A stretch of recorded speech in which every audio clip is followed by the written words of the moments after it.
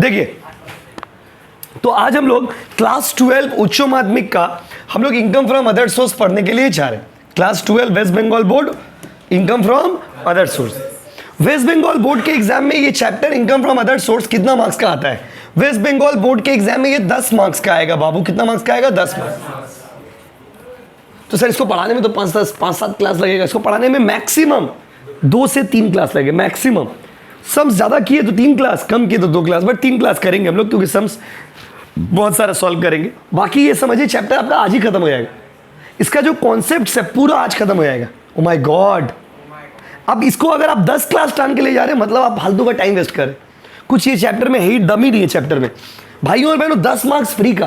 कितना मार्क्स का बताइए? 10 मार्क्स। तो 10 मार्क्स के लिए 4 मार्क्स का एक सम्स आता है। देखिए हम सब चीज बता रहे हैं आपको, और 6 मार्क्स का थ्योरी आएगा। तो सर आपको आज जो हम पढ़ाएंगे ना, आज जितना चीज आपको बताएंगे उससे आपका सम्स भी हो जाएगा और उससे आपका थ्योरी भी हो जाएगा। तो आज का क्लास वेरी वेरी इंपॉर्टेंट। इसके बाद एक क्लास और, वो भी आपके लिए इंपॉर्टेंट क्योंकि उस क्लास में सम्स करके दिखाएंगे। आज जो रूल समझाएंगे उसका सम्स अगला दिन करके दिखाएंगे। तो आप दोनों को रिलेट कर पाओगे कि भाई क्या रूल है क्या सम्स। तीसरा क्लास से आप प्रैक्टिस किए, चौथा क्लास से घर चल जाइए। कहाँ चल जाइए? घर। नया चैप्टर स्टार्ट 4th क्लास में। देखिए तो भाइयों और बहनों, अच्छा कॉन्स्टेंट एक्स का सिलेबस बहुत ही छोटा है। इसके बाद लेबर चैप्टर पढ़ाएंगे आपको जो थोड़ा सा लेंदी, हल्का सा लेंदी है। उसके बाद ओवरहेड एक क्लास का टॉपिक है, एक क्लास में ओवरहेड खत्म। और उसके बाद कैपिटल गेन एक क्लास का टॉपिक है, क्योंकि ओवरहेड और कैपिटल गेन से सम्स नहीं आता है। उससे सिर्फ और सिर्फ क्या आते हैं? थ्योरी। समझ रहे हो ना? तो दुर्गा पूजा आते आते सिलेबस हम लोग को सारा सब्जेक्ट का कंप्लीट कर लेना है, चाहे जो भी हो जाए। तो बॉयज एंड गर्ल्स स्टार्ट करें। देखो इधर सबसे पहले इनकम फ्रॉम अदर सोर्स पढ़ने से पहले आपको ये पता रहना चाहिए कि इनकम के हेड्स कितने होते हैं। तो मैंने आपको क्लास 11 में ही पढ़ाया था और फिर से बता दे रहे कि इनकम के हेड 5 होते हैं। 5 कितने होते हैं? 5। देखो एक बात आपको बोल रहे, जैसे अभी स्टार्ट की क्लास 0 से अगर कोई भी चीज सुनिएगा तो आपको समझ आएगा ये। अब आप ध्यान, अब पहला क्लास किए दूसरा क्लास अब्सेंट कर दिए तो फिर तो गड़बड़ है। ध्यान दीजिए, समझ आएगा। खुद भी देखना, दूसरों को भी दिखाना। देखो रेडी भाइयों और बहनों, कोई भी आदमी जो इनकम करता है उसका इनकम का कितना हेड होता है बताइए? 5। बोलिए ना, बोलो बोलो 5। अगर आप नौकरी करके कमा रहे हो तो इनकम फ्रॉम सैलरी। अगर आप बाड़ी वाला हो या बाड़ी वाली हो तो इनकम फ्रॉम हॉस्पिटल। अगर आपका बिजनेस है या फिर प्रोफेशन, जैसे हम कोचिंग पढ़ा रहे तो ये बिजनेस एंड प्रोफेशन के कैटेगरी में चला गया। तो ये हो गया पीजीबीपी, पीजी प्रॉफिट और gains from business and profession. अगर आप कोई एसेट बेचते हो उससे पैसा कमाओगे, इनकम फ्रॉम कैपिटल गेन। और इसके अलावा जो भी इनकम है वो सब कहां आता है? Income from other source. तो इनकम फ्रॉम अदर सोर्स को हम लोग प्यार से बोलते हैं कचड़ा का डब्बा। कचड़ा का डब्बा। इनकम फ्रॉम अदर सोर्स को प्यार से क्या बोलते हैं? बहुत दिन बाद हिंदी में लिख रहे थे, बताइएगा। कचड़ा का, छोड़िए भूल गए, ड लिखना ही बोले। बहुत दिन से लिखे नहीं हिंदी में ना, बहुत दिन नहीं लिखे ना। कोई चीज़ छोड़ दोगे तो फिर भूल जाओगे। कचड़ा का डब्बा, बात समझे? डब्बा का हिंदी इंग्लिश में लिख देते, कचड़ा का डब्बा। भाइयों और बहनों, कचड़ा का डब्बा, कचड़ा डब्बा क्या होता है बताइए? जैसे जिसका जगह आपके घर में कहीं नहीं होता है, घर में हर चीज़ को आप सजा करके एक जगह रखते हो। देखिए आदमी का घर छोटा बड़ा नहीं होता है। आदमी को साफ सुथरा रखना चाहिए, ऑर्गेनाइज रखना चाहिए, ऑर्गेनाइज वे में रखना चाहिए, वही चीज़ होता है। तो कचड़ा का डब्बा क्या है? जिस घर में हर चीज़ का अपना एक जगह होता है। तो जो चीज़ को घर में जगह मिल गया हो तो ठीक है, जिसको जगह नहीं मिला वो कहाँ चला जाएगा? कचड़ा का डब्बा। कचड़ा का, कचड़ा का, कचड़ा का एंड कचड़ा का डब्बा। टैक्स में कचड़ा का डब्बा कौन है? Income from other source. Future में जब आप बड़े बड़े क्लासेस में भी आओगे तब भी आप ये सब चैप्टर पढ़ोगे। कचड़ा का डब्बा, कचड़ा का डब्बा। सर क्यों ऐसा बोल रहे? जो इनकम सैलरी में नहीं जाएगा, जो इनकम हाउस प्रॉपर्टी में नहीं जाएगा, जो इनकम बिजनेस प्रोफेशन में नहीं जाएगा, जो इनकम कैपिटल गेन में नहीं जाएगा, वो कहाँ आएगा? Income from others. इसका डेफिनेशन, यही डेफिनेशन है इसका, अदर सोर्स। तो income from other source refers to the income which includes all those income which does not come under all the above categories. Above categories मतलब income from salary, income from house property, profit and gains from business and profession, income from capital gain. जो किसी भी head में नहीं आएगा वो कहाँ आएगा? बोलो, इनकम फ्रॉम अदर सोर्स। कहाँ आएगा? बोलिए, इनकम फ्रॉम अदर सोर्स। बोलिए ना। तो जो इनकम किसी भी हेड में नहीं आती,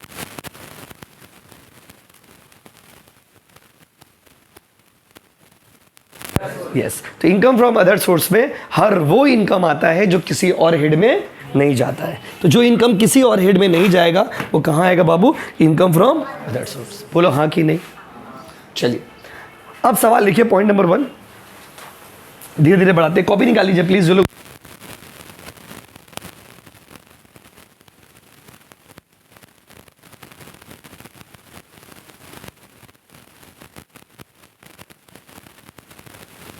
डेफिनेशन है इनकम फ्रॉम अदर सोर्स का डेफिनेशन क्या है बाबू? इनकम फ्रॉम अदर सोर्स का डेफिनेशन सुनो, इनकम फ्रॉम अदर सोर्स का डेफिनेशन लिखिए पॉइंट नंबर 1 में, it includes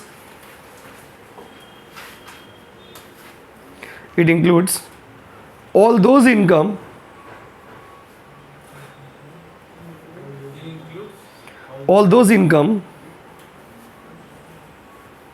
which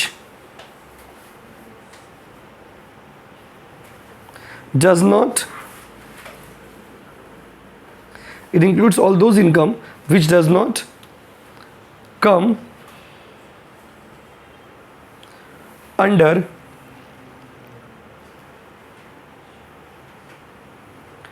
any other head of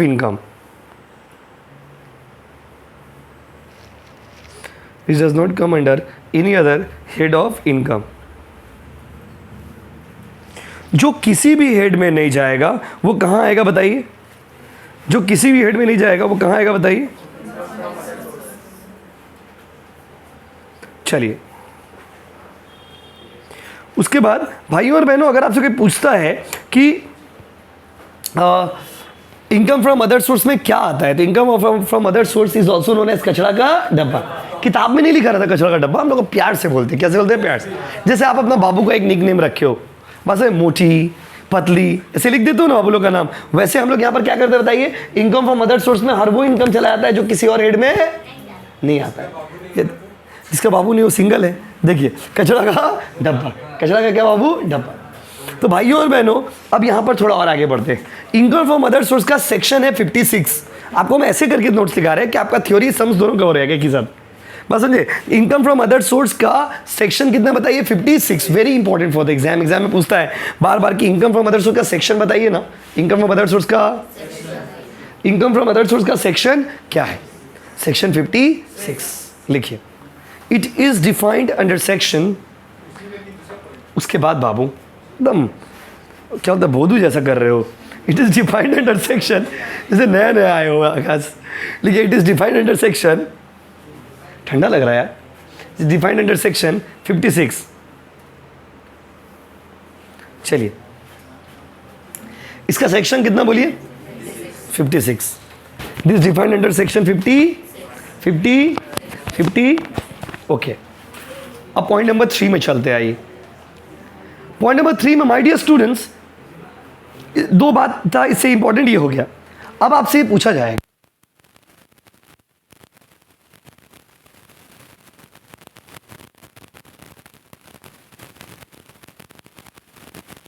रेसिजुअल income, but आपको समझ नहीं आ रहा कहां से पैसा आ रहा है आपके पास, तो उसको कौन सा कैटेगरी में डाल दीजिए? Income from other source. आप कंफ्यूज हो जा रहे हैं कि मेरे पास पैसा कहां से आ रहा है, तो कौन सा हेड में डाल दीजिए? Income from other source. अगर आप समझ नहीं पा रहे हो कि पैसा कहां से आ रहा है तो कहां डाल दीजिएगा? Income from other source. बात समझे? जो आदमी कंफ्यूज हो जाता है, जिसको समझ नहीं आ रहा मेरे पास पैसा कहां से आ गया, तो आप उसको कौन सा कैटेगरी में डाल देते हैं? Income from other source. इसीलिए इसका एक निक नेम है। क्या निक नेम है बताइए? Residual income. लिखिए, it is also known as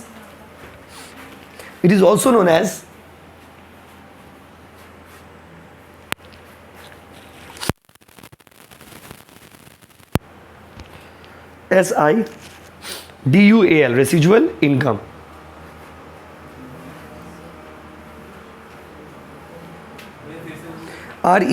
RESIDUAL, residual income.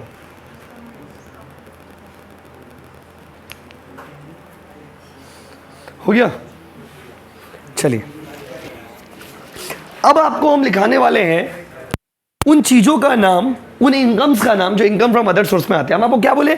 Income from other source में जितना बचा खुचा है, जो समझ नहीं आ रहा कहाँ से इनकम आ गया, किस हेड का इनकम है, वो सब इनकम फ्रॉम अदर सोर्स में आता है। लेकिन इनकम फ्रॉम अदर सोर्स में सारे बचे खुचे इनकम आते हैं, लेकिन इनकम फ्रॉम अदर सोर्स में कुछ एग्जांपल्स क्या क्या है। तो इसका जो लिस्ट है ना वो इनएग्जॉस्टिव है, इसका लिस्ट खत्म नहीं होता, बहुत लंबा लिस्ट। लेकिन कुछ कॉमन एग्जांपल्स आपको अभी हम लिखवाएंगे जो हम लोग का सम्स में भी काम आ जाएगा, और हम लोग एग्जांपल भी समझ लेंगे कि इनकम फ्रॉम अदर सोर्स में कौन कौन सा इनकम आएगा। इसका सम्स बनाने में बहुत ईजी है।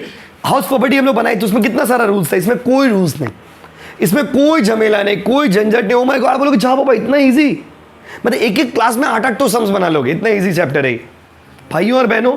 मतलब अगर आपको हम 2 से 3 सम्स बना देंगे ना, बोलोगे जा बाबा मत पढ़ाई, छोड़ दीजिए, हम पूरा चैप्टर बना लेंगे, ऐसा आप बोलोगे। ये चैप्टर इतना ईजी, पसंद है ना। तो भाइयों और बहनों खाली आपको आज का क्लास ध्यान से सुनना होगा, आज का class very important.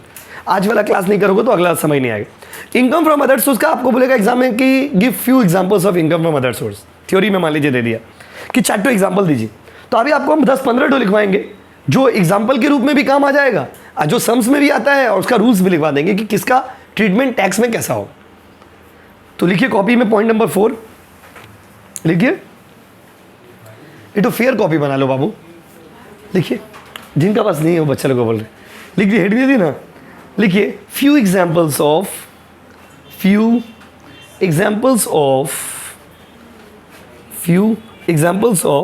Income from other source, income from other source,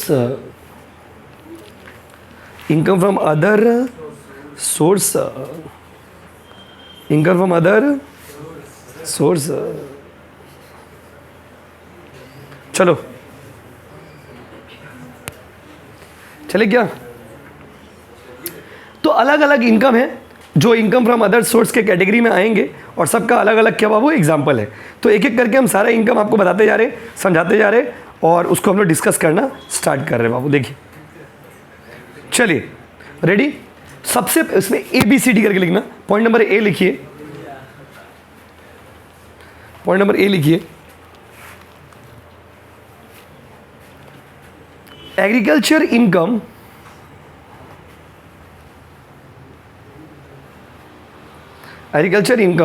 from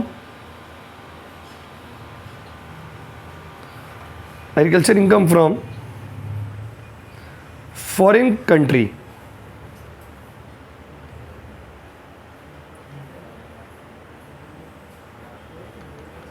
agriculture income from कौन सा कंट्री बाबू, फॉरेन कंट्री।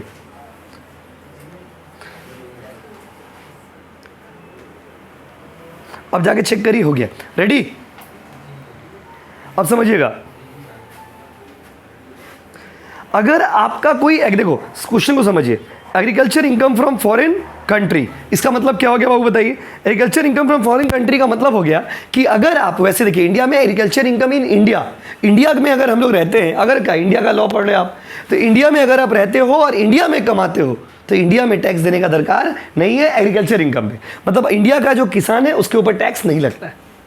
अगर आप इंडियन हो और इंडिया में कमाते हो तो इंडिया में आपको टैक्स देने का दरकार नहीं, तो इंडिया के एग्रीकल्चर इनकम पे टैक्स नहीं लगता है।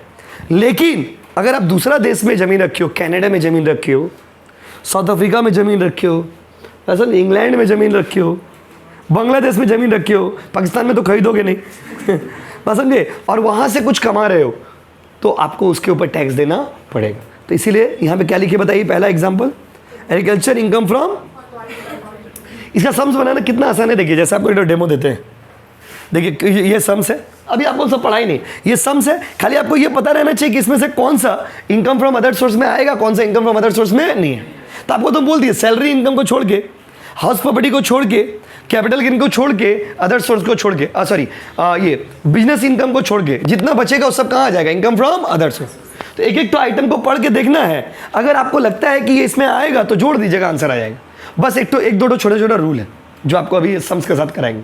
तो अभी सम्स कराए नहीं, देखिए ऐसे सम्स रहेगा, ये सब सम्स है। देखिए देखिए देखिए देखिए देखिए देख लिए ना, इधर आइए। तो बताइए अगर एग्रीकल्चर इनकम है कहाँ से, बाहर देश से, तो उसको ले लीजिएगा सम्स में। ये मतलब ये इनकम फ्रॉम अदर सोर्स में आएगा। सिर्फ आपको पढ़ के ये देखना है कि कौन सा आएगा कौन सा नहीं आएगा, और उसी लिए आपको लंबा चौड़ा एग्जांपल्स दे रहे। कोई है क्या? हाँ गोली गोली।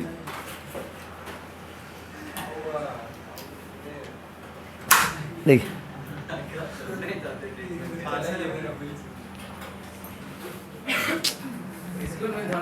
देखिए रेडी। तो क्या लिख रहे थे बताइए? Agriculture income from foreign country, मतलब अगर आप दूसरा देश में आपका जमीन है, वहां से आप कमाते हो, तो आपको टैक्स देना पड़ेगा। कौन सा हेड में? Income from other source. दूसरा, ये दूसरा एग्जांपल हो गया, ये कंप्लीट। तो ये जब भी आप देखोगे फॉरेन इनकम, चुपचाप से लिख दोगे, कुछ करने दरकार। फॉरेन कंट्री का इनकम। दूसरा लिखिए point number 2, dividend, DIVEDEND,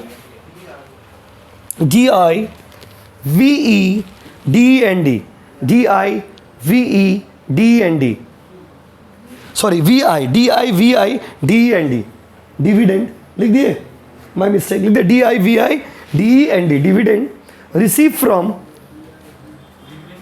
dividend receive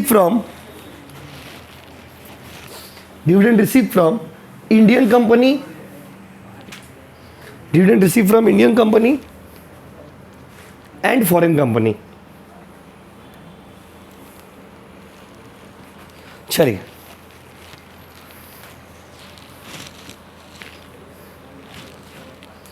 dividend receive from Indian company and क्या बाबू? Foreign company. अगर आप इंडियन कंपनी में से डिविडेंड कमा रहे हो, डिविडेंड का मतलब क्या होता है? डिविडेंड का मतलब क्या होता है? प्रॉफिट। तो अगर आपको इंडियन कंपनी से प्रॉफिट मिल रहा है, आप किसी में शेयर लगाते हो किसी कंपनी में, वहाँ से आपको प्रॉफिट मिल रहा, तो उसके ऊपर टैक्स लगेगा। पहले ना 2019 से पहले इंडिया में इंडियन कंपनी से जो डिविडेंड मिलता था वो टैक्स फ्री था। तो आप लोग में जिनके पास पुराना बुक, बहुत पुराना बुक होगा, लाइक 2018-17 का बुक होगा, उसमें देखोगे डिविडेंड फ्रॉम इंडियन कंपनी को नहीं जोड़ा है। लेकिन 2019-20 के बाद से जितना बुक्स आए हैं, 2019-20 के बाद रूल चेंज हो गया। अब आप इंडियन कंपनी में भी पैसा लगाइएगा और वहाँ से अगर आपको प्रॉफिट मिलेगा उस पर भी टैक्स लगेगा, और अगर आप फॉरेन कंपनी में पैसा लगाइएगा वहाँ से भी पैसा आएगा, उस पर भी आपको क्या देना होगा? टैक्स। तो dividend from Indian company as well as foreign company, दोनों पे क्या लगता है बाबू? टैक्स। तो इंडियन कंपनी रहेगा तो भी जोड़ दीजिएगा, फॉरेन कंपनी रहेगा तो भी जोड़ दीजिएगा। बोलो हाँ कि नहीं? बहुत बच्चे क्या करते हैं ना, इंडियन कंपनी जोड़ते नहीं। बहुत सारे शिक्षक भी गलत कर देते। उनको लगता है कि डिविडेंड फ्रॉम इंडियन कंपनी को रूल ही पता नहीं। डिविडेंड फ्रॉम इंडियन कंपनी अब पहले उसमें टैक्स नहीं लगता। तो बुक्स देखिए, बुक्स को फॉलो करना चाहिए, आंख बंद करके फॉलो नहीं करना चाहिए। किसी पे विश्वास करिए, अंधविश्वास मत करिए। ट्रस्टिंग इज गुड, ब्लाइंड और बोलते हैं ना ब्लाइंड ट्रस्ट इज वर्स्ट। अंधविश्वास का आंख बंद करके विश्वास कर नहीं। तो बुक्स में तो क्या हुआ, बुक्स में आप बहुत बच्चे बोलते हैं सर पुराना बुक में कोई 17 का बुक लेके आ गया, बोला सर इस बुक में लिखा हुआ है, तो बुक में तो क्या पत्थर का लकीर है? नहीं, आप रूल समझिए, लॉ जो है वो आपको बता रहे। डिविडेंड 19 के पहले का अगर होगा, 2019 से पहले का बुक्स में देखोगे तो आपको नहीं दिखे, उसमें टैक्स फ्री था, उस समय उसको नहीं लेते थे, अब उसको लेते हैं। तो dividend from Indian company add कर दीजिएगा, डिविडेंड फ्रॉम फॉरेन कंपनी भी ऐड कर दीजिएगा। अगर आपने इंडियन कंपनी वाला नहीं ऐड किया, छोड़ दिया कि नहीं इस पर तो टैक्स नहीं लगता, तो गलत हो जाएगा। याद रखिएगा, dividend from Indian company as well as dividend from foreign company both are taxable nowadays. अगला लिखिए point number 3, family pension. Family pension, आओ ना प्लीज, ये थोड़ा रूल समझिए, इसमें थोड़ा झमेला है।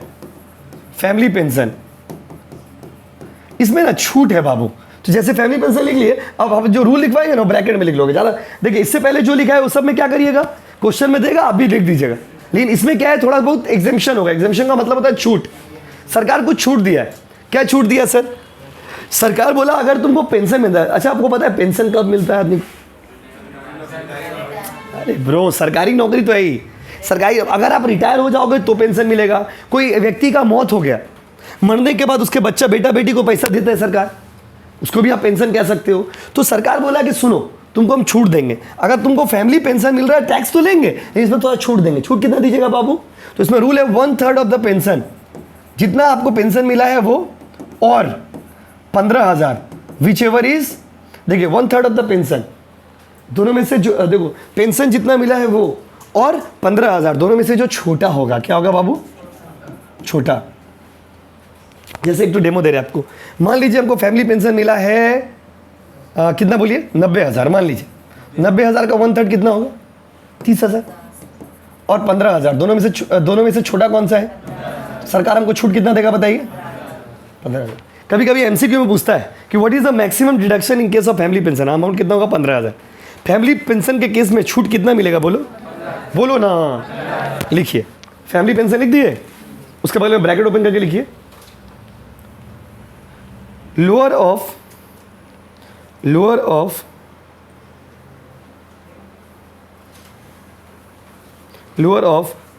उसका पैराग्राफ चेंज 1/3 लोअर ऑफ 1/3 और 15,000 15,000 मतलब 15,000 shall be deducted। पूरा अंग्रेज वाला फीलिंग ले रहे। ठीक है, shall be क्या बाबू? डिडक्टेड। लिख दियो क्या? बोलो ना, लिखे हो कि नहीं लिखे हो?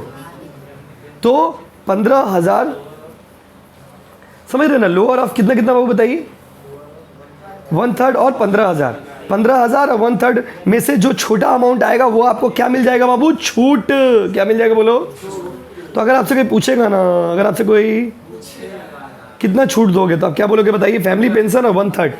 याद रखिए ये हमारा सम्स के लिए भी काम आएगा, सम्स में तो काम आएगा ही। अब देखिए ना, कोचिंग का बुक का पहला सम्स में ही फैमिली पेंशन है। देखिए ये बाई मिस्टेक फेयर लिख दिया, फैमिली पेंशन होगा। तो ये देखिए जो रूल लिखे सब है इसमें। अगला आइए पॉइंट नंबर 4। हम समझाते हुए जा रहे हैं, रूल भी लिखाते यार आपको। पॉइंट नंबर 4 लिखिए, rent receive from vacant land. Rent receive from vacant land, rent receive from vacant land. Spelling बताने का तो दरकार ही नहीं है आप लोगों को। अब नहीं भी आता होगा तो सोचोगे सर बता नहीं रहे। रेंट रिसीव फ्रॉम कौन सा लैंड बोलिए? क्या होता है सर ये? Rent receive from vacant land का मतलब होता है मित्रों एक ऐसा खाली जगह जिसको भाड़ा दे दिया आप। अब आप सोचते होंगे आप लोगों में कुछ नोटी बच्चों के नोटी माइंड में नोटी क्वेश्चन आता होगा कि खाली जमीन को भाड़ा कौन लेगा? भाई खाली जमीन को ही आदमी भाड़ा देता है। आप सोच के देखिए, जैसे आप देखो आप लोग गांव में रहते हो ना, गांव में जो लोग रहते हैं वो लोग क्या, गांव में तो हर आदमी का अपना अपना जमीन उमीन रहता है, तो आदमी जमीन पे टेंट वेंट बना करके शादी ब्याह कर लेते। कोलकाता में अब अभी क्या, अभी देखोगे पहले हॉल बुक करते थे। अभी आप लोग कुछ दिनों से, लास्ट 1-2 साल से देखोगे कोलकाता में या कोई भी शहर में देखोगे, लोग क्या करते हैं, ओपन लैंड रहता है, ओपन जगह रहता है, उसके ऊपर अच्छा से टेंट लगा देते हैं। ओपन नहीं दिखते, ऐसे ऐसे पर्दा वाला लगा रहता है, पर्दा ऐसा टेंट लगा रहता है, कितना अच्छा डेकोरेशन हो जाता है। तो ओपन लैंड भी भाड़ा लगता है, खाली ज़मीन भी भाड़ा लग जाता है। जैसे खाली ज़मीन है, अब आपको क्रिकेट टूर्नामेंट करवाना है, अब बोले भैया हमको भाड़ा दीजिए, हम आपको पैसा दे देंगे। ठीक है भाई ले लो, तुम खेलो। तो खाली ज़मीन को अगर भाड़ा लगा के कुछ कमाओगे तो वो भी कहाँ आ जाएगा? Income from other source. Next लिखो,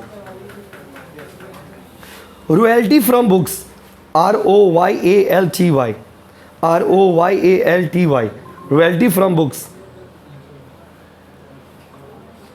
रॉयल्टी फ्रॉम बुक्स।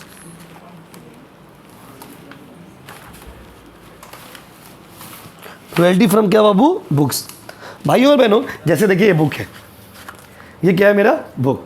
अब रॉयल्टी फ्रॉम बुक्स मतलब क्या होता है? जैसे ये बुक मार्केट में बिकेगा, तो ये बुक जब तक मार्केट में बिकेगा तो इसका कमीशन हमको देना पड़ेगा। जो ऑथर है उसको कमीशन आपको देना पड़ता है, उसको बोलते हैं रॉयल्टी। क्या बोलते हैं वो? खाली सम्स बनाने से नहीं होता, मीनिंग भी पता रहना चाहिए। सम्स बना लिए, मार्क्स भी आगे, पता ही नहीं रॉयल्टी का मतलब क्या है। इंटरव्यू में जाइएगा, पूछेगा what do you mean by royalty, बोलेगा नहीं बाबा हम तो सम्स किए थे, हमको तो इसका मतलब पता नहीं। रॉयल्टी का मतलब होता है the value which is paid to the authors. जब कोई भी चीज़ आप लिखते हो, बनाते हो, तो उसका जो आपको दाम दिया जाता है ना, कमीशन टाइप का, उसको बोलते हैं रॉयल्टी। क्या होता है वो? रॉयल्टी। और ये जब तक ये बुक मार्केट में बिकेगा तब तक हमको इसका क्या मिलेगा? रॉयल्टी। समझ गया ना? तो ये भी कौन से हेड में आता है? Income from others. अब सिंपल समझिए ना, कैजुअल इनकम जितना भी है, कभी कभी कमाई होने वाला कमाई जितना भी है, वो सब कहाँ आएगा बताइए? Income from others. एग्जाम्पल तो खत्म नहीं होगा, जितना एग्जाम्पल देंगे उतना ही कम है। जो सम्स में काम आएगा वो एग्जाम्पल आपको दे रहे। बट आप सोचो ना, ऐसे कॉमन सेंस से सोचो ना, जो इनकम कभी कभी होता है, कहीं नहीं जाता है, वो सब कहाँ आएगा? Income from other source. लिखिए रॉयल्टी फ्रॉम बुक्स लिख दिए, बगल में लिख दीजिए एक्सपेंस, ब्रैकेट में expenses should be deducted. Expenses should be deducted,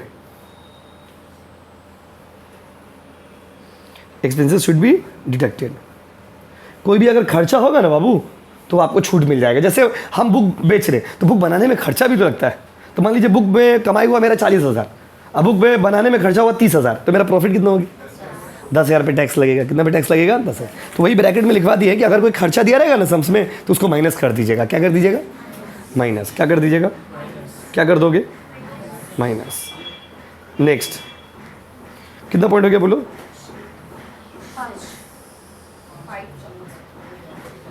अगला लिखिए, interest on fix deposit. Interest on fix deposit.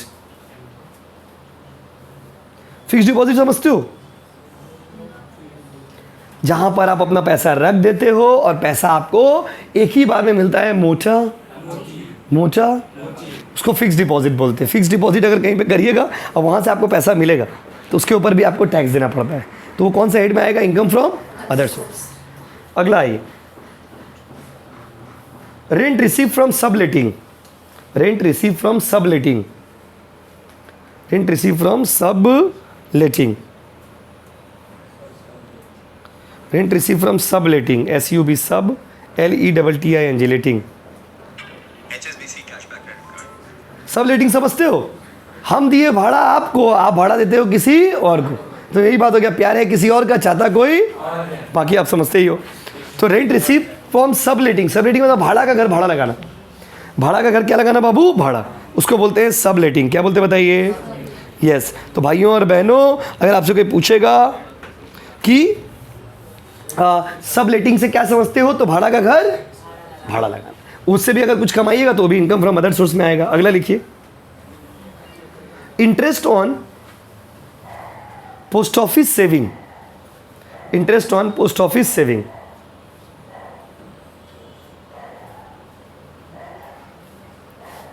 अगर पोस्ट ऑफिस में कहीं पैसा जमा किए हो और वहां से इंटरेस्ट कमाते हो, सेविंग्स, या अगर पोस्ट ऑफिस में पैसा जमा किए हो और वहां से कुछ कमाते हो, तो वो भी कहां आ जाएगा बताइए? उसके वो भी इनकम फ्रॉम अदर सोर्स में। लेकिन इसमें छूट है, याद रखिए, छूट का अमाउंट है 3,500। ब्रैकेट में लिख दीजिए,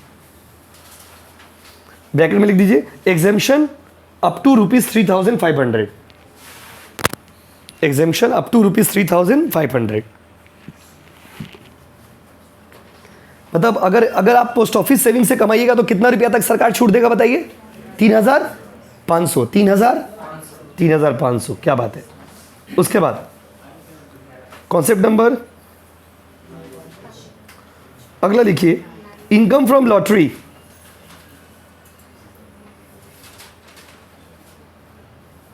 इनकम फ्रॉम लॉटरी, खूब लॉटरी खेल रहे हो, लॉटरी से अगर पैसा कमाओगे तो भी कहां आ जाएगा? Income from other source. अगला आइए, इनकम फ्रॉम लॉटरी के बगल में लिखिए, ब्रैकेट ओपन करके, ग्रॉस इनकम। Gross income. अब इसका क्या मीनिंग है ये जानने के लिए आपको अगला क्लास आना होगा, सम्स बनाएंगे तो समझ आएगा ग्रॉस इनकम क्यों लिखवाए थे। ब्रैकेट में लिख दीजिए ग्रॉस इनकम, ठीक है। अभी थैंक यू सो मच, अभी बहुत कुछ बाकी है। अगला लिखिए, fees receive from, fees received from, fees receive from examining answer script. Fees receive from examining answer script. अगर आप पेपर चेक करते हो और उससे आपको पैसा मिलता है, fees receive from examining answer script. Paper check करते हो उससे पैसा मिलता है तो वो भी क्या हो जाएगा बाबू? वो भी इनकम फ्रॉम अदर सोर्स में आ जाएगा। अगला लिखिए, डायरेक्टर्स फीस।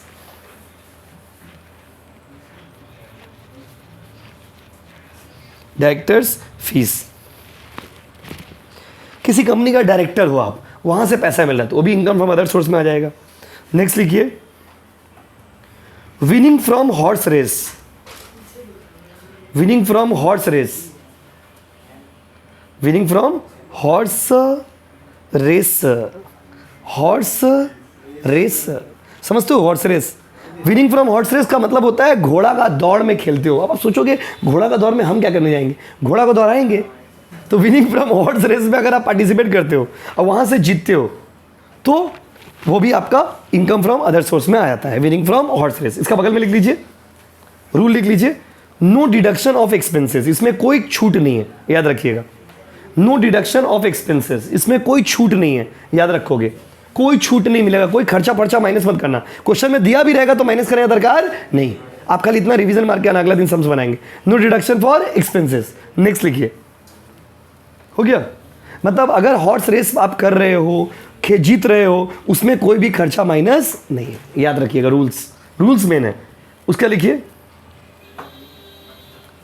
अगला पॉइंट, लिखिए गिफ्ट रिसिप्ट, सॉरी गिफ्ट नहीं, अगला पॉइंट लिखिए इनकम बाय वे ऑफ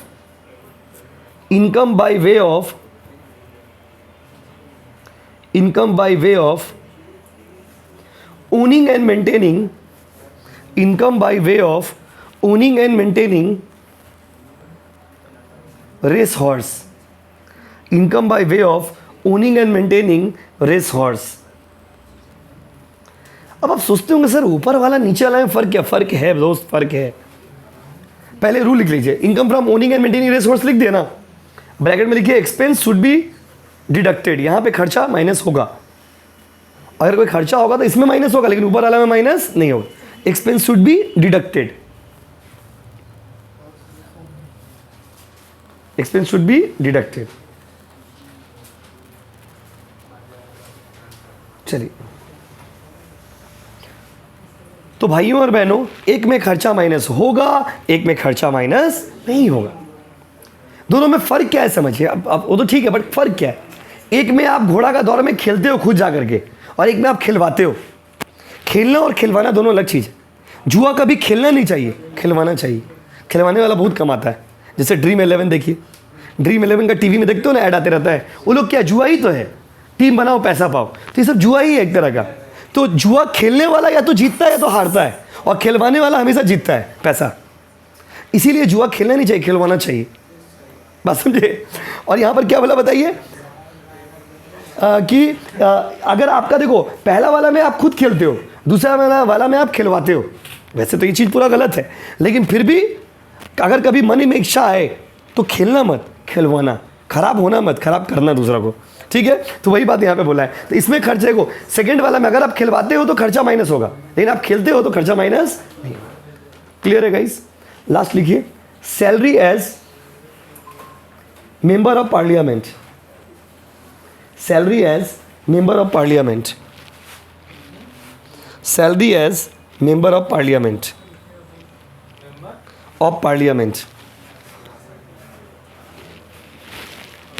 ठीक है? तो भाइयों और बहनों, एटसेट्रा लिख दीजिए लास्ट में, क्योंकि अभी बहुत एग्जांपल्स है, बट इतना से हम लोग का सम्स बन जाएगा। और सम्स बनाते बनाते एक दो अलग आएगा तो उसको डिस्कस किया जाएगा। इतना पढ़ के आना, ईटीसी लिख दीजिए लास्ट में। मतलब इतना नहीं, कितना ही एग्जाम्पल है, बहुत एग्जाम्पल है, बट सम्स बनाने के लिए इतना काफ़ी है। और इसके अलावा एक दो नया आएगा तो देखा जाएगा। Thank you so much.